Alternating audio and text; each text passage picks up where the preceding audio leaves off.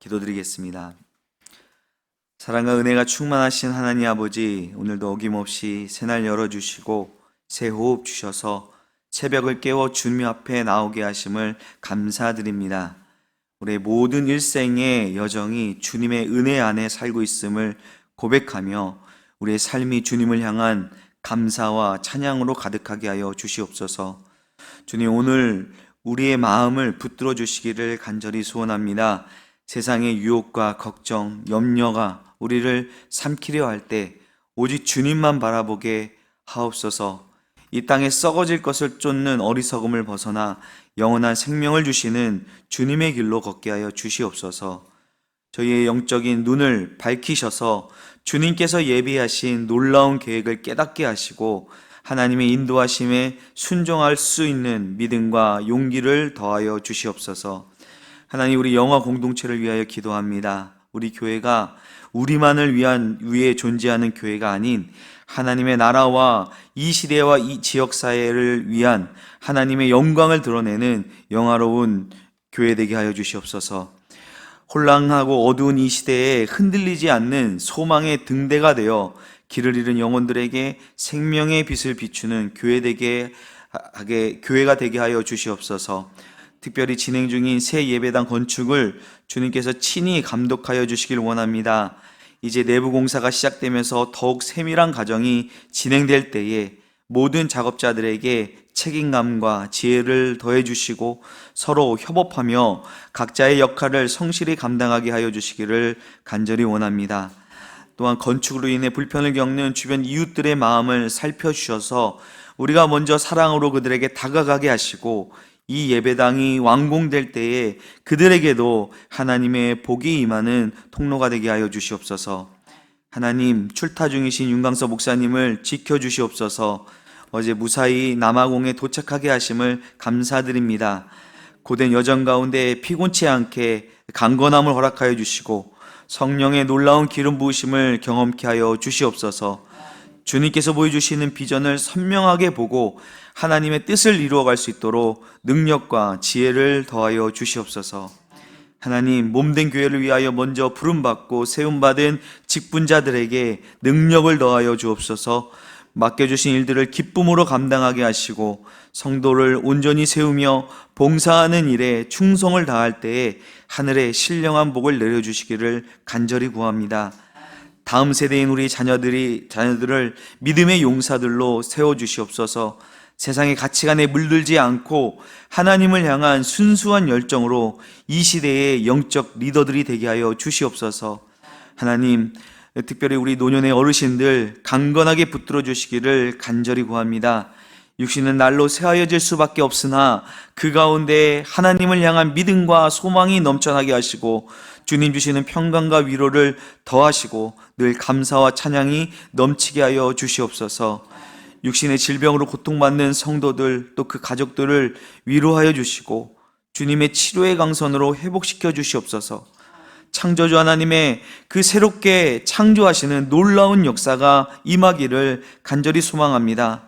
의료진들의 손길을 통하여서도 역사하여 주시고 정말 우리의 연약한 가운데 하나님의 강하심을 경험할 수 있는 은혜가 있게 하여 주시옵소서.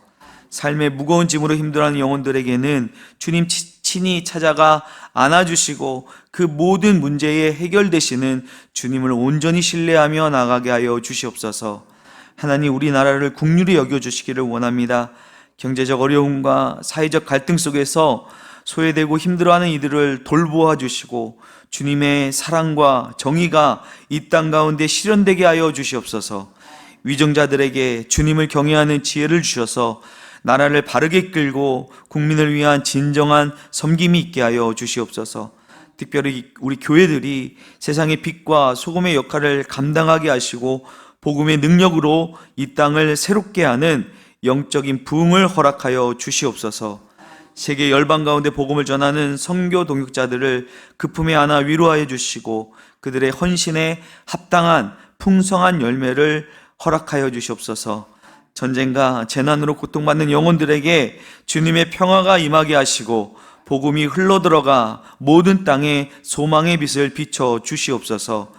하나님, 오늘 하루의 모든 계획과 만남을 주님께 올려드립니다. 우리 모든 발걸음을 인도하여 주시고 또 우리의 삶을 통해 주님의 살아계심을, 주님의 사랑을 전하게 하여 주옵소서. 오늘 들려지는 말씀을 우리가 함께 듣고 새롭게 되는 역사가 있게 하여 주시기를 간절히 소원합니다. 이 모든 말씀 우리 주 예수 그리스도의 이름으로 기도드립니다. 아멘. 우리 하나님 말씀 함께 보겠습니다. 에스겔 20장 10절에서 26절까지의 말씀입니다. 에스겔 20장 10절에서 26절까지의 말씀, 저와 함께 하나님 말씀 읽도록 하겠습니다. 그러므로 내가 그들을 애굽 땅에서 나와서 광야에 이르게 하고 사람이 준행하면 그로 말미암아 삶을 얻을 내 율례를 주며 내 규례를 알게 하였고 또 내가 그들을 거룩하게 하는 여호와인 줄 알게 하려고 내 안식일을 주어 그들과 나 사이에 표징을 삼았노라.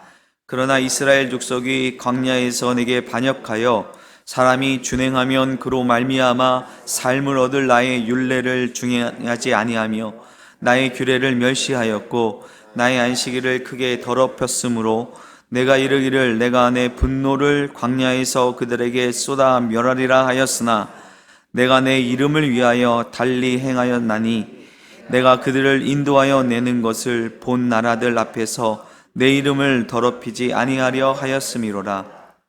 또 내가 내 손을 들어 광야에서 그들에게 맹세하기를 내가 그들에게 허락한 땅 곧 젖과 꿀이 흐르는 땅이요 모든 땅 중에 아름다운 곳으로 그들을 인도하여 드리지 아니하리라 한 것은 그들이 마음으로 우상을 따라 나의 규례를 업신여기며 나의 율례를 행하지 아니하며 나의 안식일을 더럽혔음이라. 그러나 내가 그들을 아껴서 광야에서 멸하여 아주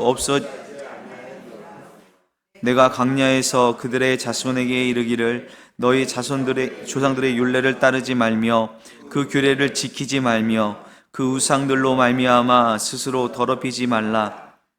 나는 여호와 너희 하나님이라. 너희는 나의 율례를 따르고며 나의 규례를 지켜 행하고 또 나의 안식일을 거룩하게 할지어다. 이것이 나와 너희 사이의 표징이 되어 내가 여호와 하나님인 줄을 너희가 알게 하리라 하였노라.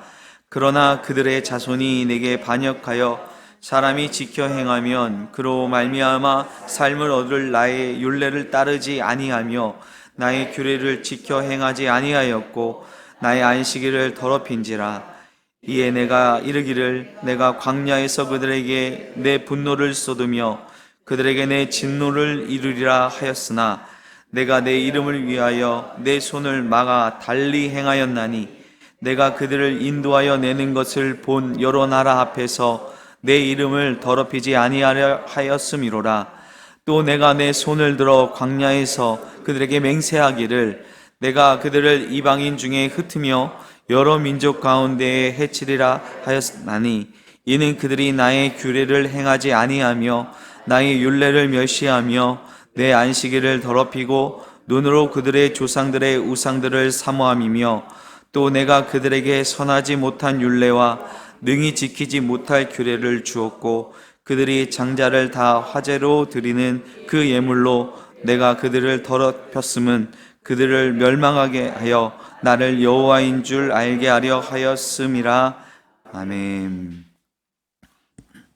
네, 어제 본문에서 하나님께서 에스겔을 찾아와 묻는 장로들에게 너희가 내게 묻기를 내가 용납하지 않겠다라고 하시면서 그 이스라엘의 뿌리 깊은 그 반역을 폭로하셨습니다. 자, 그 반역은 애굽 땅에서부터 시작되었습니다. 하나님은 그들로 조건 없는 은혜로 택하시고 나는 여호와 너희 하나님이다 이렇게 언약을 맺으셨지만 그들은 여전히 눈에 끄는 바 가증한 것을 버리지 못했습니다. 오늘 본문은 그 죄악의 역사가 어디까지 이어지고 있는지를 보여주고 있습니다. 특별히 오늘 본문에서는 광야의 여정을 다루고 있는데 10절부터 17절까지는 출애굽 1세대, 그리고 18절부터 26절까지는 그 이후 광야에서 태어난 출애굽 2세대에 관한 말씀입니다.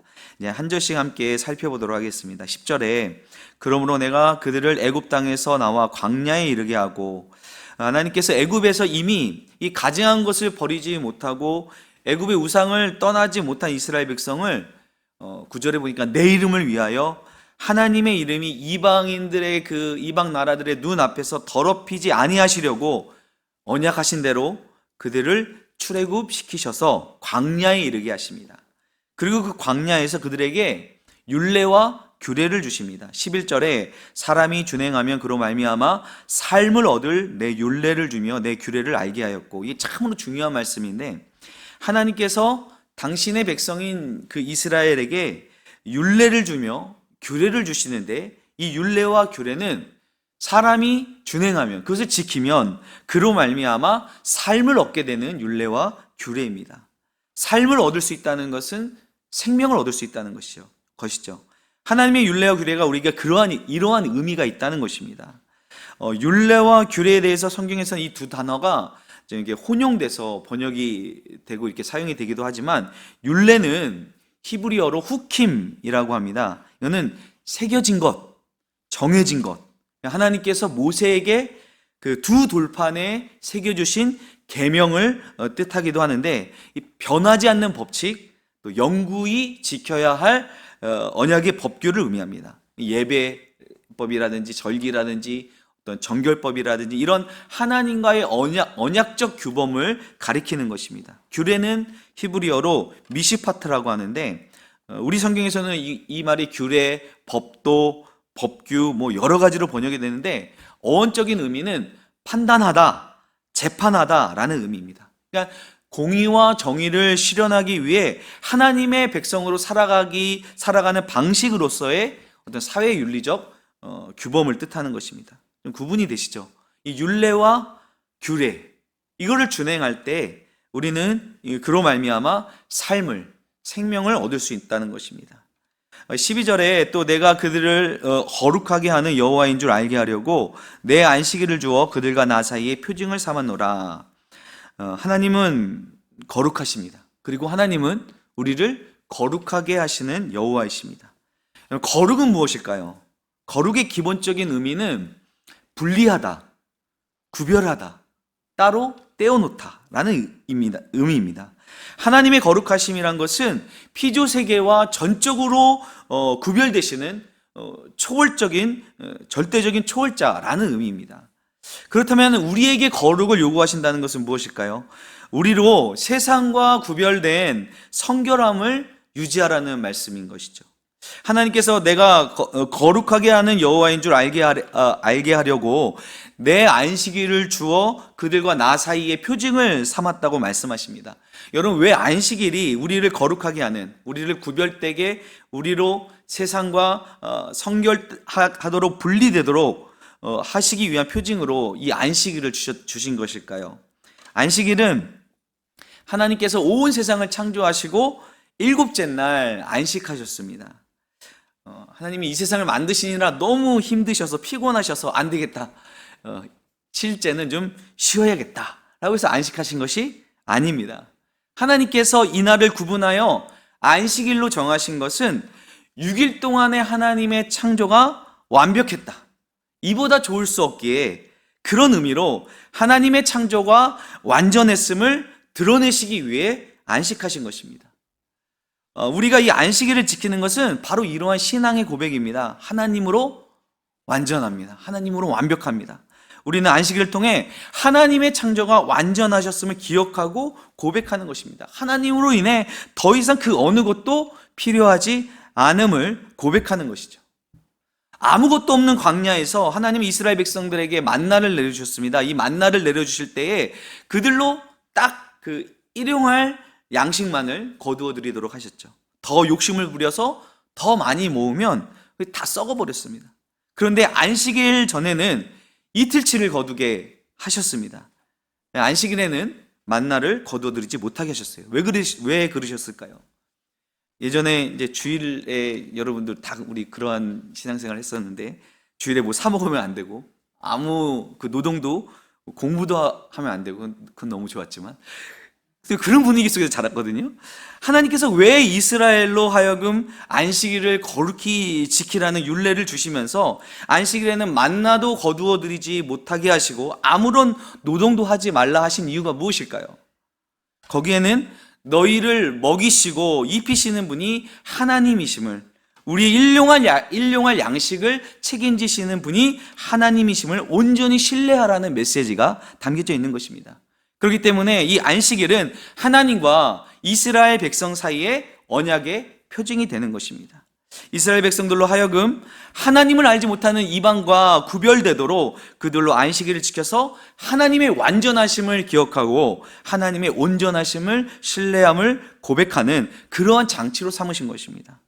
율례와 규례 그리고 안식일은 결코 하나님께서 당신의 백성을 억압하시려고 하시는 것이 아니라 하나님의 놀라운 은혜와 사랑 그리고 보호하심을 누릴 수 있게 하시는 그러한 생명의 장치였다는 것입니다.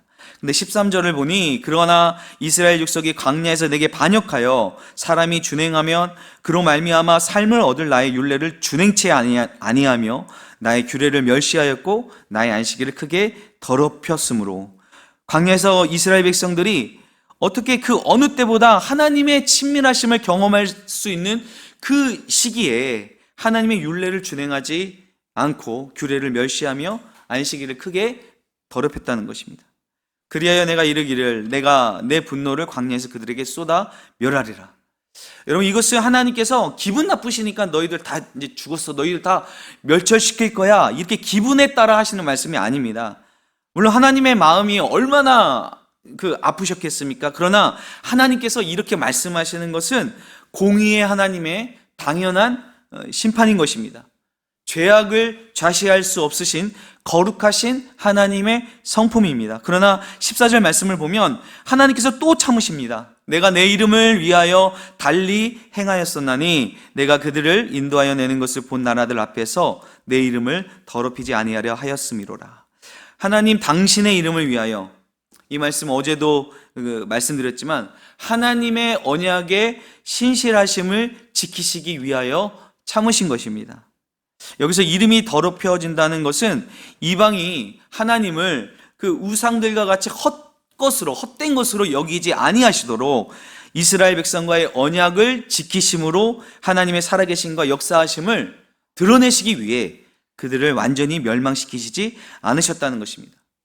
자, 그러나 이 출애굽 1세대들은 하나님께서 약속하신 젖과 꿀이 흐르는 땅, 모든 땅 중에 아름다운 그곳으로 인도함을 받지 못하죠. 갈렙과 여호수아를 제외하고 출애굽 1세대는 모두 광야에서 죽임을 당하게 됩니다. 그 이유가 무엇입니까? 16절 말씀에 그들이 마음으로 우상을 따라 나의 규례를 업신여기며 나의 율례를 행하지 아니하며 나의 안식일을 더럽혔음이라 라고 말씀하십니다.